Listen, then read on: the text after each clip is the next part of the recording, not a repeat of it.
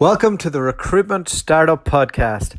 My name's Dualta, and in this podcast series, I will be speaking to investors, advisors, entrepreneurs, and recruiters who are based all over the world, and we will be discussing how to set up, scale, and operate a world-class recruitment company. Today, I'm speaking to Cameron McLennan. He is head of growth for Firefish Software, and we had a great chat about forward-thinking recruitment agencies and how they can use software, technology and media to reach more candidates, engage with more, and ultimately place more. And we went through that and what that means, and had a good old chat. And I'm going to follow up with Cameron when we go up to the Recruitment Expo in 2 weeks' time. So if you're heading up to the Recruitment Expo in London, please do reach out to us and say hello. We'll be there recording. And I came across Cameron from the Firefish podcast. They were one of the first in the recruitment sector to really get into the podcasting space.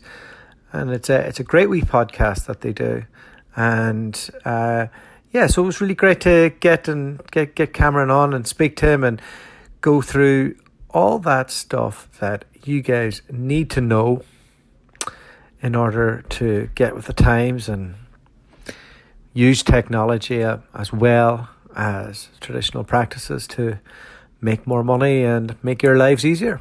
So hope you enjoyed it. And again, thank you so much for everybody who's tuning in, and if you could send this to a recruiter, I'd be forever grateful.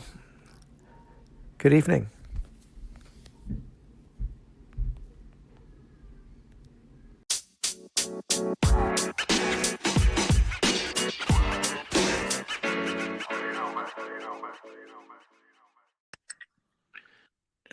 Hello.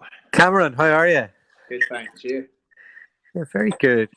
Welcome to the Recruiter Startup Podcast. Thanks for having me. It's funny, I first came across you guys from listening to your podcast about a year ago, and I didn't know anything about you. Really? Yeah, we've been working on that now for quite some time. We've a lot of fun recording it, delighted that that's how you come. Yeah, it definitely worked, and I remember thinking I thought, oh, it kind of elevated you. Like I thought, oh wow, I remember where I was living at the time, but I remember thinking, like, you were going to different events and interviewing different people, and I thought, there's an idea I'm going to steal. There's a lot of interesting people out there in the market to have these sorts of conversations with, and the podcast for us and the Crowdcast as well has been a great channel of getting more people aware of the brand as well as leading to demo requests as well, which is the end goal of it. Did it surprise you how much it made meeting clients a bit more fun and a bit like having that connection with them a bit better? Yeah, it's a strange one because you go to these events and stuff and people maybe come up to you and say, oh, I've been listening to your podcast or your Crowdcast, and it's almost like you're having more warm conversations. People kind of feel like they already know you, which is really, really nice. So yeah, it's been really, really valuable for them. I suppose they do kind of know you. I mean, like if you've been doing podcasting, what do you have, about 50 hours of content out there? Yeah. So that's, if somebody spends a couple of days on the Cameron McLennan train, that's a lot of Cameron, isn't it? It's a lot of my dulcet Scottish tones that they get to listen to before they actually meet me face to face. Yeah, well, we're both doing a bit of that dulcet tones today, aren't we? You know? Very much so. Is it Edinburgh you're from? I'm actually from a small town on the west coast of Scotland called Lochgilphead. So tiny wee town near a place called Oban. Right. Well, I'm from the west coast of Ireland too, and it is, that weather must be brutal where you come from. It is, and it was kind of as a youngster you had one or two choices when you finished school. You either get a job on a fishing boat, or you decide it's not for you and you move to the city to go to university. What did you? What? I'm guessing you went and did the study route, did you? I picked the latter. What Yeah. did you do? Studied business law and marketing, but it wasn't for me. I was doing it. I came down here. I didn't know what I wanted to be. I didn't know what I wanted from my career. Started studying it, and I was working in bars and restaurants at the time. And I had a pretty awkward conversation with my parents when I phoned them up and said, "This isn't for me, but I'm having fun working in a bar just now, so I'm going to stop my study and do that." It was a bit of an awkward Oh, I can conversation. imagine. I did business, and I persevered, and I completed it, but I'm not sure how much I got out of it, if I'm honest. And I got quite a lot out of doing the bar thing. Did you have fun doing that? I had a great time. Yeah, they taught me a lot of really valuable life skills, and certainly you may make a lot of lifelong friends as a result of it. It's a hard trade and long hours and hard work, and it teaches you a bit about yourself as you're doing that. So it certainly stood me in good stead for what I've ended up doing. Yeah, and I think you can kind of deal with adversity a little bit better. Like, I mean, dealing with drunk people is tough. And when you're doing that day in, day out, and you're living at night, as I was, as soon as you have a tough day in recruitment, you're kind of like, it's not that tough. It's not 7 in the morning You tough. see exactly. You see a different side to society almost, and when you're finishing in the early hours, day in day out, it gives you a thicker skin, and I think it stands you in good stead for the future. Kind of had a weird transition from that. I've always been into golf as a youngster. My father was a decent player, and used to play all the time as a young lad, and jumped from working in the hospitality sector to moving over into golf, and ended up traveling up and down the country fitting people for golf clubs. So really understanding about their game, their swing, and then actually custom fitting them into golf clubs, which is a bit of a random. And what led to the move into rec tech, as we call it? So the golf stuff and that was fun. It was sort of B2C, but the opportunity for progression and to actually make some serious cash wasn't really there. Wanted to start to get into more business to business sales, so joined the job board market. Worked for Monster.com for a while, and went to a Scottish Pacific board. I was approached by a former sales manager at Monster who moved to a Scottish Pacific board and was building a team. So he approached me and said, "Look, this is what I've got planned. Do you want to come over and work for me there?" And I said, "Yeah, that would be great." So went in and did that. It was called S1 Jobs. I worked for them, and then I was approached by Firefish. They were starting to scale up their team in Glasgow, which is where we're based now. And had a conversation with their then head of growth about what they were looking to achieve as a business, and the technology side of things, and the sort of digital and inbound marketing, something I've always been really, really interested in, and that was their approach. So it just felt right at the time, and I've been with them now for almost 4 years. I help forward-thinking recruitment agencies reach, engage, and place more candidates using our software. That's a bold statement. It is a bold statement. It's very good, as lines go, that's as good as it gets. So firstly, let's break that down, shall we? What's a forward-thinking recruitment agency? In my eyes, it's got a couple of different meanings. One is that they don't give stuff away for free. All right. That's the first thing. And they are starting, or they are already utilising techniques and skills that they're taking in from other sectors like marketing, and starting to sort of be a bit more forward thinking in that aspect of things, not doing the way that it's always been done. What do you mean don't give away stuff for free? So I think as recruiters in general, they do a fantastic job in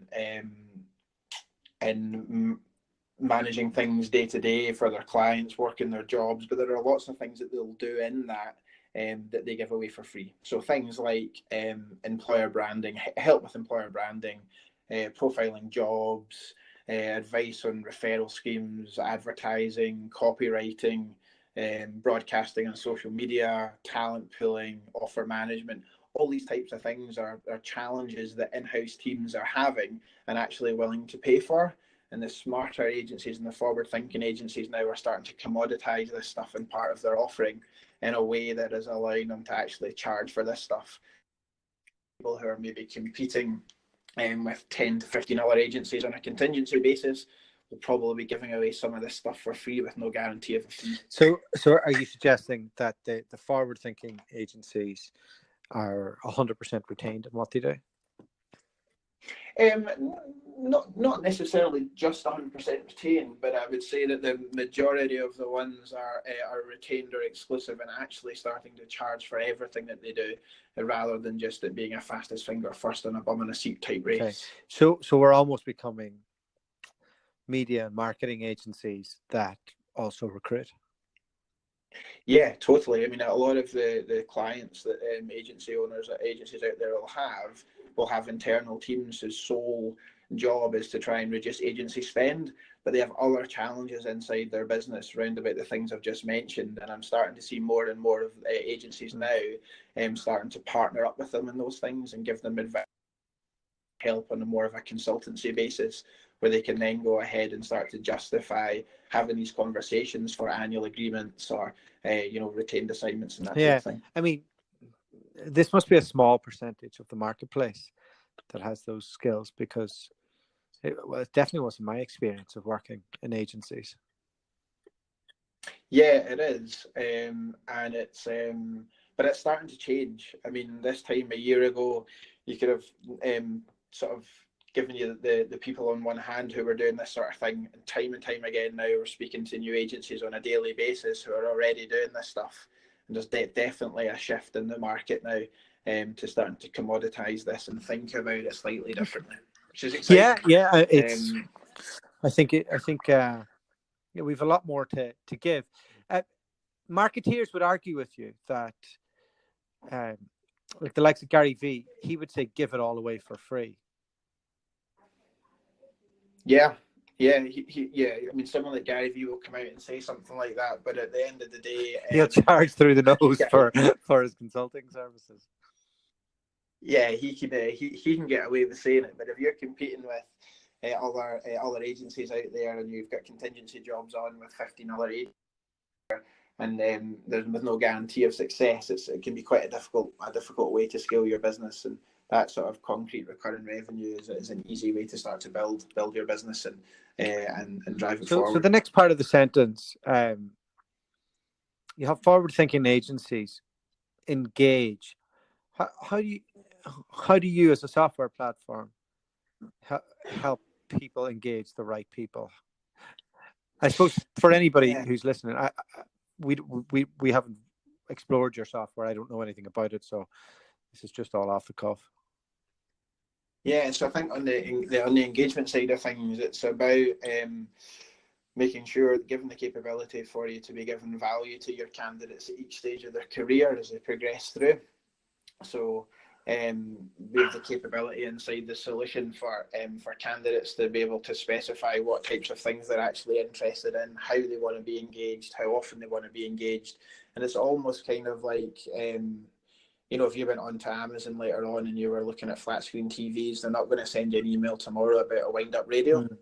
They're going to target you about the things that you're interested in. So on the engagement side of things, the goal for us is to keep the candidates coming back to you and your brand as they continue to progress through their career at the different milestones.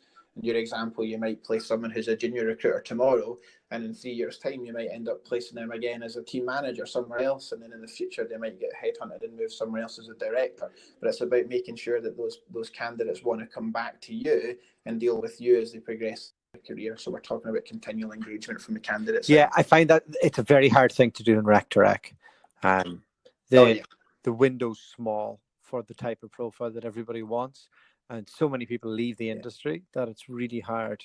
It's really hard to do that. But when I was a tech recruiter, I much more believed in the lifetime value of the candidate. I think you can move them through the ranks and that. But I suppose the biggest challenge is they're setting the parameters. They're saying, "Oh, yeah, this looks great. The recruiter won't annoy me. I'll tell them this, and this," and then they're getting 100 other calls from other people who are being opportunistic and pipping you to the post. So Yes, it's Yeah, such a tough industry to figure out it, ways it to. is.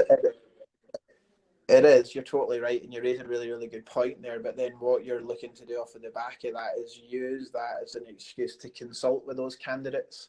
And if someone has got delusions of grandeur and they're looking for X as a package doing this in this location, Yeah. whatever it might be, and as with the experience that you've got inside your market niche, that's not realistic. It's far more valuable for you then to have an excuse to have a warm conversation with them and say, look, I know you now, but I know this is what's happening in the market. These are the types of people that we're placing into this with this type of experience, and then use that to then have a more sort of consultative conversation with them and say, okay, realistically, this is where you are at the moment.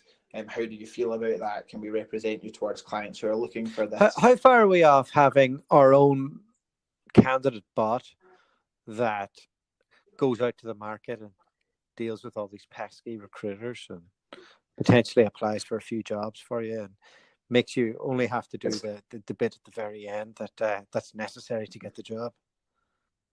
It's interesting. I think it's already there. It was at True. We co-hosted True Glasgow earlier in the year with the guys at Candidate ID, and Ian Hamilton was there, who works for Click IQ. They bought his bot business, and he's now in there as part of that. And he was talking about that actually, and I think some developer somewhere has built that already, where it starts to screen out recruiter conversations, and I think it sits inside their Gmail, and it's got various different connotations of going back to people, and this is the response for X, this is the response for Y. I think it's coming. I think it'll appear in the future, definitely. That's going to be an interesting one. So that means that we'll probably have our own agency bots that have to try and negotiate with the candidate bots. Yeah, but I think that the day that a bot can negotiate a complex counter offer situation for you on your behalf is the day that we need to worry. And I think we're quite a bit off of that happening. So what? Let's jump into the inbound marketing piece. Where do you see that going in agency recruitment? So I think there's a couple of things to address there. It's definitely harder on the agency side to do that on behalf of your clients. Whereas if you look at us as like a business, we are going to market under our own brand. We're trying to put as much value into the market as we possibly can, to then have recruiters come, engage with our brand and come back to us. Whereas on the agency side, that's slightly harder because you're representing multiple different clients, and you might have a couple of different spins on it. You might be doing inbound from the point of view of actually getting potential candidates through to you to scale your own business, or you might be trying to do it to get candidates to come through to place in with your clients. So I think we're going to, the market in general is starting to make more of a move round about inbound. But there's still a long way to go in terms of understanding the different ways to approach it to make sure you're getting the right audience coming back and engaging with you. Do you know? Going back on what I said earlier on, exclusive agreements and retained agreements can make that much easier as well. Yeah, they can. I wonder, are we overcomplicating it though? I mean, in essence, good marketing is just about storytelling, and if you can tell the story of the people out there, their network becomes your network, and as long as you can figure out a way to filter through that audience to attract what you need, and that's how you create an inbound, I would imagine anyway. I agree with you to an extent on that, but I think as well that's one of the challenges that's facing a lot of agencies at the moment is the lack of training from the top down in terms of how to be a good storyteller. There'll be very few people out there that listening to this, I'd imagine, that have invested in any sort of copywriting course or storytelling course, whereas it's key. And being a good storyteller is one of the things that will keep people coming back time and time again as well. Yeah. I was trying to get my head around this piece for a long time before we give the podcast a whirl, and then I was like, okay, I'll just tell everybody else's story, that or help them tell their story. That'll that'll be the bit of content that we'll do. But before I did that, I remember I was almost becoming a bit cynical in some of the stuff I was writing on LinkedIn, and I was looking at it and I was like, oh God, I'm turning into a knob here just to get a bit of attention. And it's very hard to create new content all the time. It is, and I think particularly if you're in a SME agency without any dedicated marketing function, it's even harder because you're focused on being at the coalface and actually and managing client and candidate relationships. But there are various other things that you can do that don't take a great deal of time. Like if, for example, a lot of people that I know have got in, and myself included, kind of have got into the sort of business to business sales side of things because I'm better at talking than I am at writing. So there's things like podcasting, video interviews, approaching your one of your clients and saying to them, like, well, I want to record a video with you about how you got to where you are and sharing that out across the market. All these types of things can be relatively not overly labor intensive to still give you an opportunity to get some inbound traffic coming back to and maybe that comes when we look at my world of agency recruitment, it probably comes down to when you say retain clients, you're a bit more comfortable to promote those clients and maybe share their stories. But when it's contingent, you can sometimes try and hide. Like I had a guy recently who said, "Oh, I'd love to come on the podcast, but I don't want to give all my secrets away." I was like, "Yeah, sure. Pretty sure you don't have any, but it's other industries have given away all the secrets, but I suppose that we've gone from a point where we're protecting all the information that we had to getting comfortable with sharing it." Yeah, and that's definitely something I've noticed that's changed over the past couple of years as well. When you go to the events, the things like the true events and the conferences and the like, now the little black book with all of the things that you do that you won't want to share with anyone else, that's totally changing now. We're definitely moving more into the way that marketeers behave in terms of sharing best practice and having open discussions on places like LinkedIn about how to do things better. And that's great to see because that brings up the standard across the entire industry. We start to give better service to clients and candidates as a result of it, which is what it's all about. When you're on the vendor side, I suppose I'm kind of on a vendor-ish side as well, just in terms of dealing with agencies out there. Everybody thinks that they've got very unique problems in agency recruitment, every business owner. But do you see any commonalities when you speak to people about their pain points?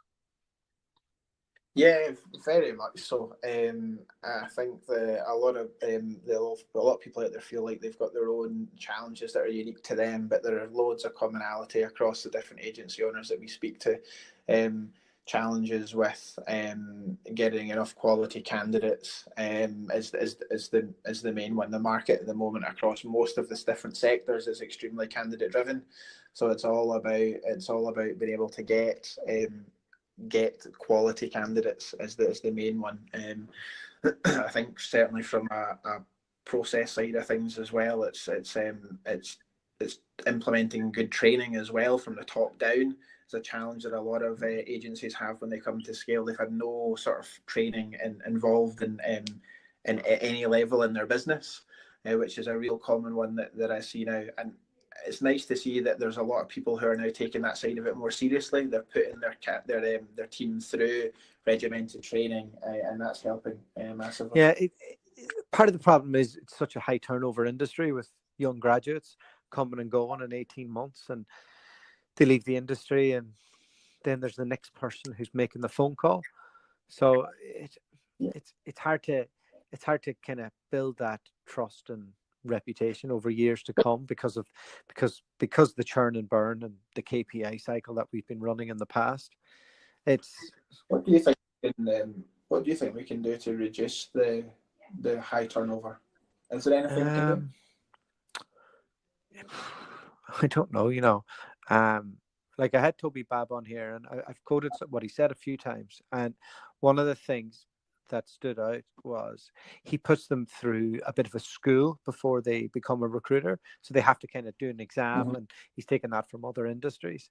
And as a result, the retention and he's able to put a bit more pride into the job for people. But I think I don't have his I don't know what his staff turnover is. I imagine being in London, having offices around the world, people do leave.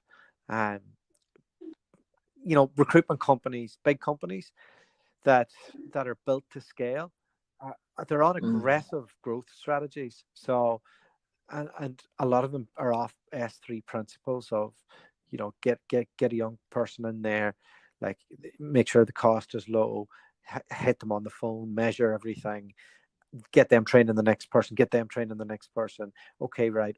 Open up it. Like it's growth. And what you'll find is the fastest growing companies out there, they'll have the worst reviews on Glassdoor. Yeah. So it kind of feels like we're eating ourselves sometimes in recruitment, and it's tough because it's so easy to get in and it's so easy to get out. So solving the turnover, I suppose if companies, I don't know, it's getting harder to sell companies, isn't it? So if we get to a point where scaling a recruitment business isn't deemed valuable because of technology or whatever it is, then perhaps there'll be a bit more put into qualitative and career longevity of entering the industry and staying in it. But right now, like you haven't worked in an agency, but when I did in 2011 for 3 years, I remember after the 3 years, I was pretty burnt out. I didn't know if I wanted to go back to a large agency again, and I was into it. So, and I saw a full room of turnover. Like everybody, every consultant had left in the 3 years that I was there, and that was a successful business. So they all have the problem. I've probably just given you reasons why we have turnover as opposed to giving you any solutions. But that's quite one of the. I mean, I've spoken to quite a few people recently who have scaled their agencies, and quite a lot of them will certainly some of them have said that they had more cash when they were running it as more disposable cash when they were running it as a lifestyle business. Yeah, I can imagine. I mean, I suppose the difficult piece with lifestyle is if you are reliant on 3 to 4 placements a month and your costs are low and you have a bad month, then it can be tight. But you're not, if you're good with your costs, it's an awesome way to live, I think. And for every company that becomes the Frank Group or Faden or GQR or one of the scalable businesses out there, like so many get caught in bad funding cycles. And I've had a few nightmare stories of people phoning me up and saying it's gone wrong, and the contract screwed me and the investor screwed me, and some people just, they let their ego get carried away and they don't get into the nitty-gritty detail of the plan and kind of be self-aware enough to go, am I designed to run a scalable business or a lifestyle business? I think they're two. Do you notice it being the characters being any different from all the people you speak to? I think there are speak to maybe some people who have maybe spun out from some of your larger organisations that have got that kind of aggressive growth mindset, who maybe have a couple of people in their business just now, and they want to have 20 people in their business, but I definitely think there's a different sort of mindset between the two people. Some people are quite happy just to run a lifestyle business and have quite a comfortable, make quite a comfortable living as a result of that. And some people just do it slowly. I think the ones that sort of do it slow and steady are the ones that still seem to be around and are still doing well. It's a tough game, isn't it, if you want to try and scale? It definitely is. It's worth it if you get an exit, like, we've had a couple of people on here who've achieved exits, and it's definitely their life's definitely more awesome than mine. But I don't know, man. It's a question that bothers me all the time because I work a lot. So, but I'm comfortable with the fact that I'm never going to scale. But I don't know where I sit with people saying that I run a lifestyle business because I do work a lot. So, and I'm sure a lot of people who are running 1 and 2 and 4 or 5 man agencies feel the same way. Totally. It's a tough one. Talk to me about other stuff that is got your attention. Are people using video much at the moment? Are you seeing a big increase in that? I've seen a huge increase in the amount of video content that people are using nowadays, particularly on LinkedIn as a platform.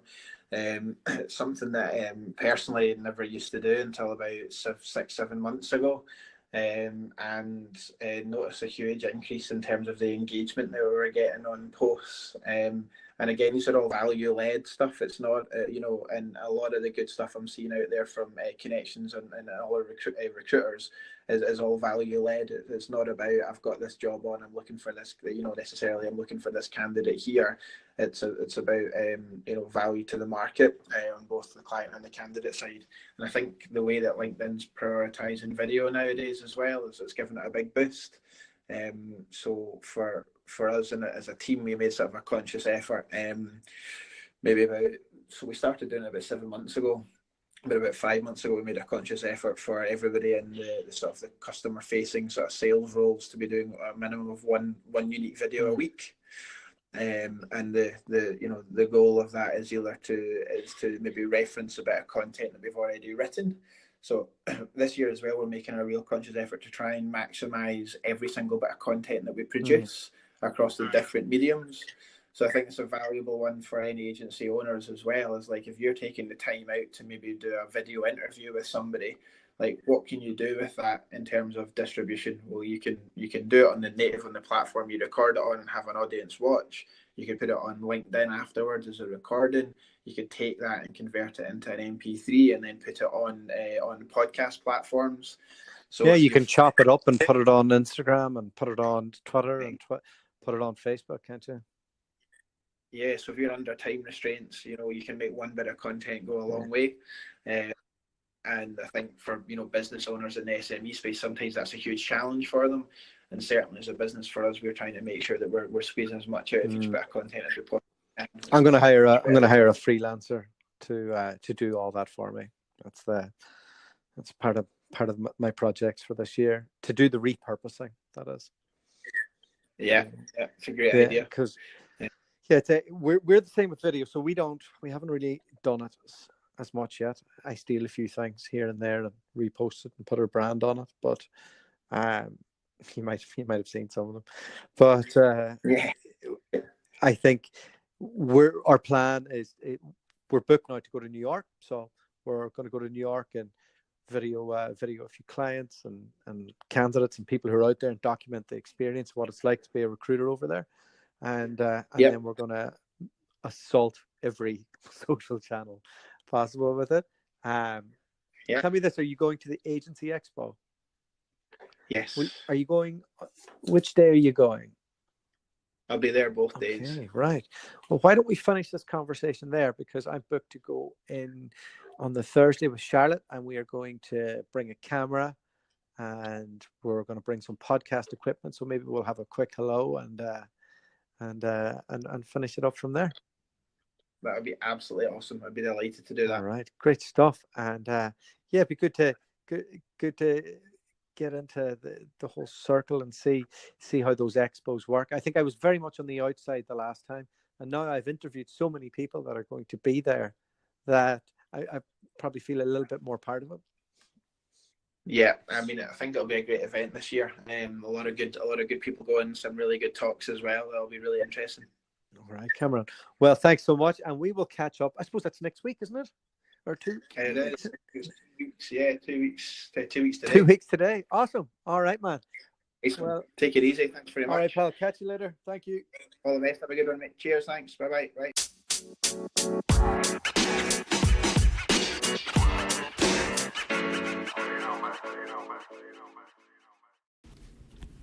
Big thank you to Cameron for coming on the podcast and sharing his experiences from the vendor side. And, you know, I thought it was good to get him on because he's speaking to agency owners all the time about their pain points, what they're doing, what they can do different. You know, we're dealing in inches here, you know, and how every little process change that you put into your business that gets you that candidate quicker, that builds your brand more effectively than your competitors, that gives you a competitive advantage is worthwhile. So it was interesting to see what commonalities recruitment business owners have in terms of the problems that they face and the potential solutions that he suggested to it. A bit that I suppose he may have picked it up, but I'm not completely buying in, is charging on added value, things like branding and other things that recruitment, like I kind of like a black and white relationship where they pay me a fee for the best candidate in the marketplace and I will do branding and help them with their business and all of that type of stuff. I see that as part of my fee, as part of the consulting game. But you know, I'm sure there's other people making a good living out of it, and hopefully we'll get one of those agencies on that are making money out of selling things other than candidates to their clients. It's a brave new world out there, folks. All right, so that's it for this evening. I will be back tomorrow with another amazing guest. And if you want to come on the podcast, if you want to say hi at the Agency Expo and do a quick one with me, podcast that is, love to say hello. And you know, we're really grateful for all the support we're getting with the podcast, and we want to make this as big as possible. So anything that you need from this, if I'm not covering things in enough detail, or if there's an angle that you'd like me to explore in more detail, if there's somebody you think I could get on that you could learn from, more than happy to take any feedback on board. And we'll talk to you tomorrow. All right, good evening again. The podcast you just heard was made using Anchor. Ever thought about making your own podcast? Anchor makes it really easy for anyone to get started. It's a one-stop shop for recording, hosting, and distributing podcasts. Best of all, it's 100% free. Sign up now at anchor.fm/new. That's anchor.fm/new to get started.